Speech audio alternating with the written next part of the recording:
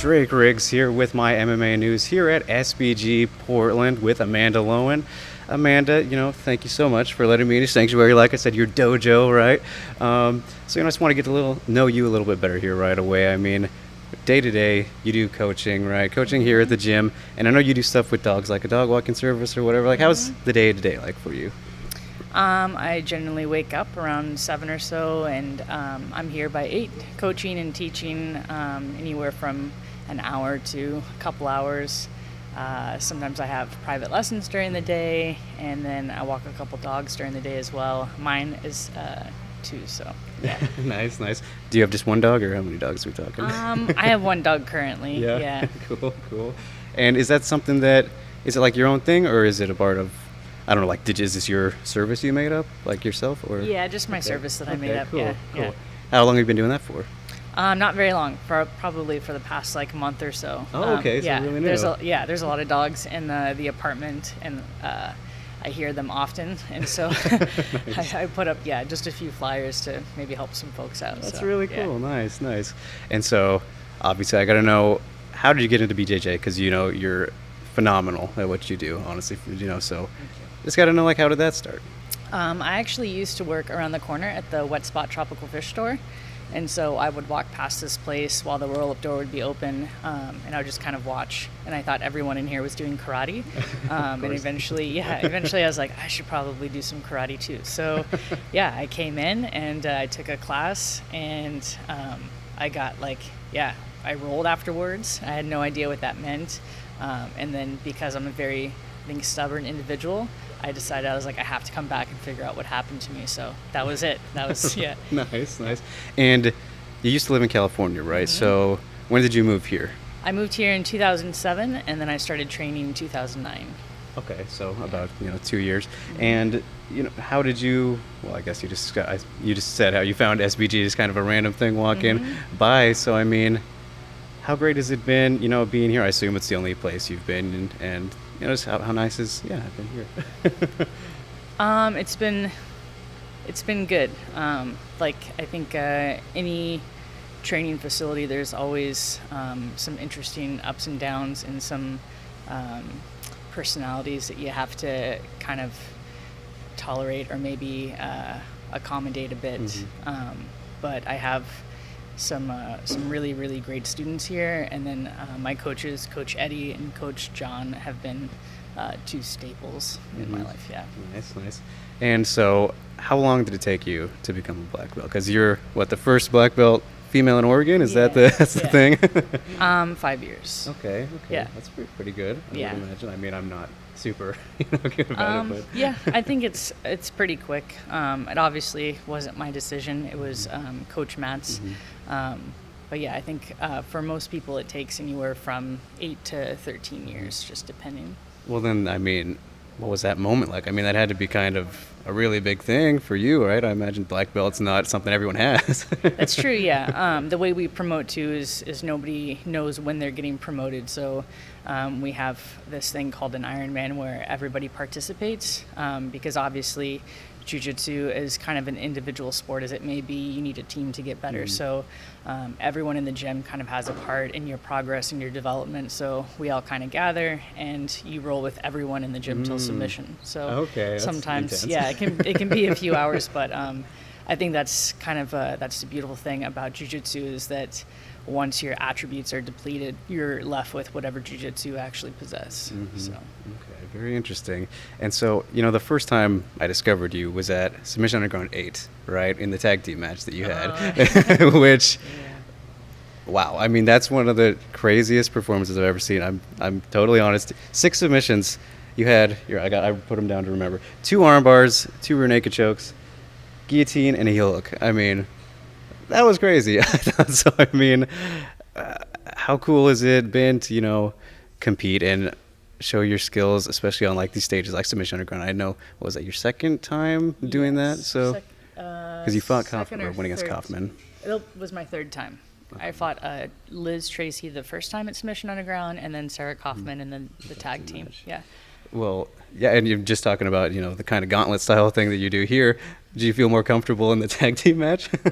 The tag team was fun. I think competing in general can be very like mentally challenging for me. It's not so much like physical. I feel like if I were to have to go to Worlds tomorrow physically, I'd be fine. But it's always been, kind of a more mental challenge for me. Of course. Yeah. A lot of people say, the biggest battle in combat sports in general is, it's more mental than physical. I mean, is that safe to say in your opinion too? Definitely, in my opinion, as far as my performances go, yes. Yes. And you're also an amateur mixed martial artist as well, champion, right, of the Rumble at the Roseland. Is it still called that? Yes. Okay. Yes. Okay. And you just had, I didn't get to see the fight, but it sounded insane from what I heard. When the full 5 almost kind of came back, it sounded like. I mean, tell me about this fight, because from what I heard, it was kind of crazy. Everyone was freaking out because it was such a good fight. How was that experience? It was good. The training camp kind of leading up to it, I feel like, has been never ending. Jordan and I were supposed to have fought like last July, and then a few things happened, and unfortunately she got injured. So I think there was maybe like a little bit of hype kind of surrounding both of us fighting. She's a phenomenal person and a great athlete as well. So I knew that this was going to be a really good challenge on my part. But it was a fun fight. I really tried to utilize as much stand-up as I have, which is actually not very much. I don't. Always looking to improve. I enjoy, exactly. I enjoy stand-up a little bit, but I definitely like jiu-jitsu a bit more. So I told my coaches, I was like, I will pull guard. Like, I'm not afraid to pull guard, and I pulled guard a few times. But I knew the position I was trying to get to, and eventually was able to get it. So it's a 5th round finisher. Awesome. I mean, and I imagine, I feel like it'd be a lot nicer too, or a lot more satisfying to maybe battle through some adversity maybe than just a really easy quick submission. I don't know, you tell me. Yeah, I think a quick submission is great. I think it was in round 3 where I had gotten on top, and one of my coaches was trying to tell me to do something and wasn't registering, and I was like, what is he trying to tell me? And then I eventually had taken the back and almost finished, but then the time ran out, and I realized, I'm like, if I had just done this thing before, then the fight probably would have been done now. But it's just gaining more experience. So yeah. And so when was your first MMA fight? Oh, a long time ago, like the 1800s. Like I think 2012. Okay. Yeah, so I had 2 fights at 135, and then my last 2 were at 45. Okay. Just because I don't really like cutting weight anymore. Who likes to do that? Yeah. So with that in mind, I mean, is there any plans to, go pro at some point, or are you just kind of, just doing the MMA, just, kind of a fun thing right now? MMA is just, it's just been kind of a fun thing. I think if I were maybe a little bit younger and my body was still like intact, then maybe I would do a little bit more MMA. But like I've said before, like jiu-jitsu is just kind of where my heart is. And I think, I would really have to like want to do more stand-up stuff. Yeah. Okay. Understandable. Totally understandable. And I mean, I just think that, I'm not trying to persuade you, but I think, you'd be a great addition to, especially like the 145-pound class. I don't know how much you follow MMA, but, not the deepest talent pool. Yeah. So like has Invicta reached out to you or anybody like, hey, you want to make your pro debut for us? Oh, no. Nothing like that? No. Okay. Yeah. Yeah, just you never know. So, all right, well, that's cool. I mean, stick to what you know, right? And just keep improving. Do you have any favorite grapplers or fighters? Like I said, I don't know how much you follow MMA, but people that you've kind of looked up to on this, journey you've been on. I watch fights on occasion, but definitely more in the jiu-jitsu world. The people that I follow. I mean, Keenan is phenomenal. Fionn Davies is amazing. Luisa Montero is just a beast. Josh Hinger is fantastic. And then, I don't know, I have like a lot of fantastic local support as well. Hannah Sharp is probably one of my best jiu-jitsu training partners. She trains at Henzo Gracie, and she's a black belt as well. Phil Schwartz and Sam Hardy from 10th Planet are, they feel like family to me. So, nice. We have a lot of really great local talent here as well. Indeed. I know, I feel like it's picked up a lot in this area, like over the last couple of years. I mean, it's crazy. Was there anyone that you've went against in grappling that you're like, man, this person was just kind of your biggest challenge? If you can say one.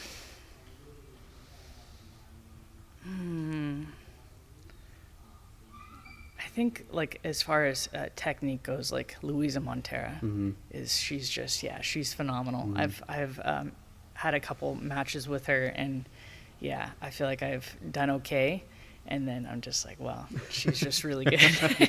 Yeah, nice, very cool. Well, Amanda, I've just to skip ahead a little bit, change topic a little bit, shift gears. Tattoos are a really cool thing. You got some cool tattoos. How many tattoos do you have, and when did you get your first tattoo? I don't know how many I have. I have a few. Yeah. The first one I got was this really terrible tree on my arm.